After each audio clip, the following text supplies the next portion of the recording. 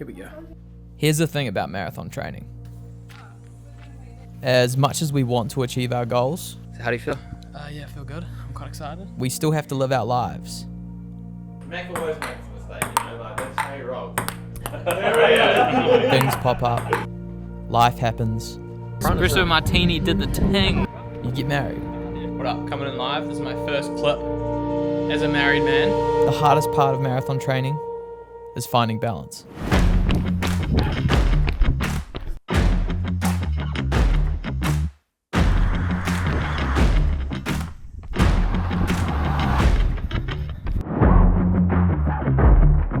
Good morning and welcome back to episode 3 of Chasing a Marathon PB. If you're new here, my name is Mack and this is a series where I document my journey to racing a sub 3:15 marathon at the Christchurch Marathon on the 21st of April. What I really want to cover in this week's episode of the training series is talking about how to manage marathon training with everyday life. Because for me and a lot of you out there, marathon training is just something that we do for fun. We're obviously not elite runners. We still have to work. We still have family responsibilities. And it's how do you manage all of those other things in everyday life with marathon training. It's currently 5:08 a.m. I've had some breakfast. I've had some water. I am ready to go on my run because today we head north because I am actually getting married this weekend. My first tip for managing marathon training with everyday life actually comes from a big inspiration of mine. His name is Nick Bear, and he coins the term forward thinking, backwards planning. So what I've done this morning is a perfect example of forward thinking, backwards planning. Last night, I got to bed nice and early because I knew that I had to wake up early this morning to be able to fit in my run before we have to drive north. So I know if I get to bed early, I can get my full night's sleep, wake up early, get my run in, and then I can still carry on with my everyday tasks at hand that day.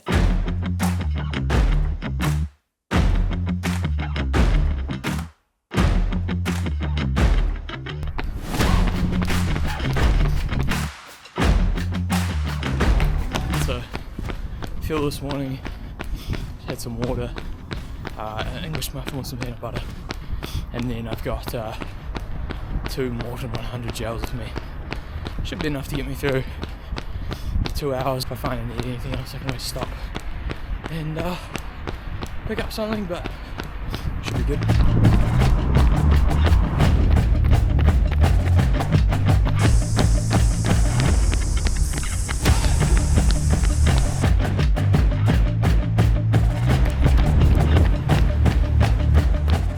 Alright, and that's it.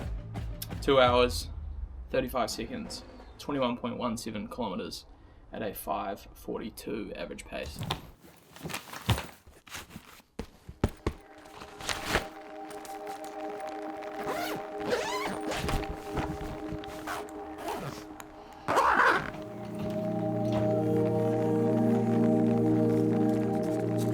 Pretty good, eh?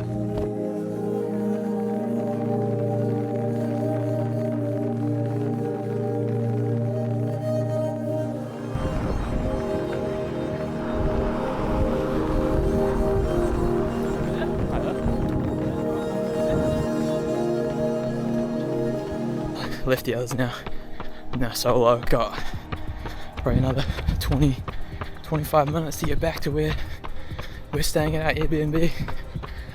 Supposed to have an hour today, but it's probably going to be hour 15, hour 20, which is what I was supposed to do on Sunday, so I'll sort of just move those runs around a little bit to accommodate.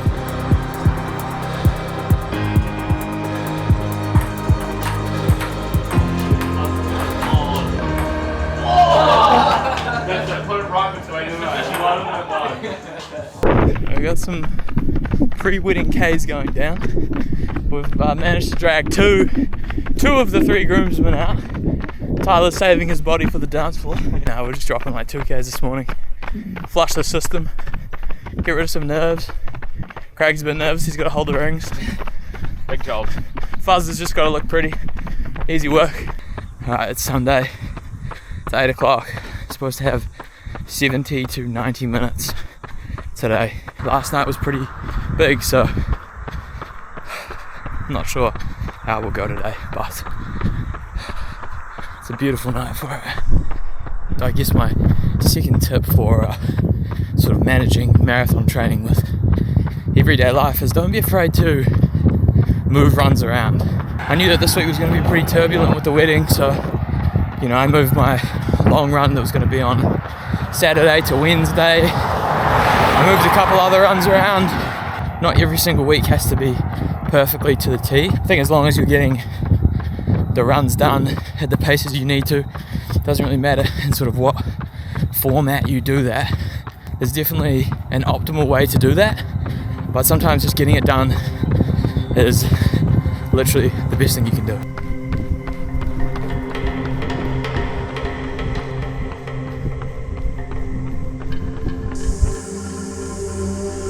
Finally, it brings me to my last tip, which is just don't stress it so much if you have to miss a run here or there. If you look at the big picture of a 12 to 16 week training block, missing a handful of runs over the course of that training block is not going to make or break your marathon effort.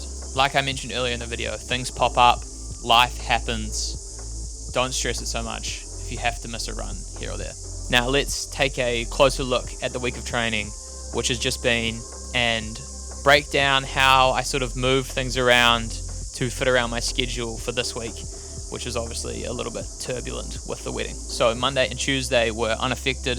We had 1 hour easy on Monday, and then we had 50 minutes with some pickups on Tuesday. So at the end of that run, I did 3 times 1 minute on, 1 minute off, and then 3 times 30 seconds on, 30 seconds off. Wednesday was a rest day, and then I moved Saturday's long run to Thursday to compensate for the wedding on Saturday. So that was 2 hours and 35 seconds to pay tribute to Calvin Kipton, who lost his life last week. Sunday's run was meant to be 70 to 90 minutes, zone 2.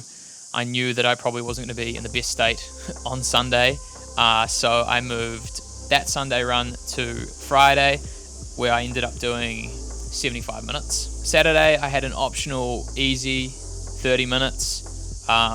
Decided to run, but only did 2Ks, which ended up being a little over 12 minutes just to flush the system and get rid of some of the nerves. And then on Sunday, I obviously moved Friday's run to Sunday, which was an easy 60 minutes. I ended up doing 54 just because I went out too late, and I ended up running late at night on the highway, which was probably not the smartest decision. So decided to pull off early, and I actually got my mum to come pick me up.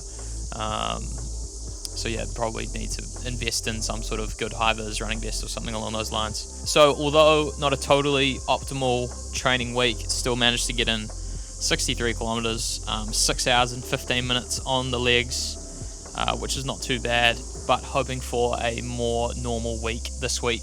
On Sunday, I run a tune-up half marathon, so tune in for next week's video. It's going to be all about the lead up to that race, what I'm doing days prior to it, how I'm carb loading, how I'm fueling, and a bit of the race strategy going into that.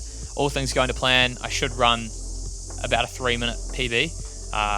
So yeah, tune in next week for hopefully a new half marathon PB. Thank you for all the support so far on the series. I really appreciate it. I'll see you guys in the next one.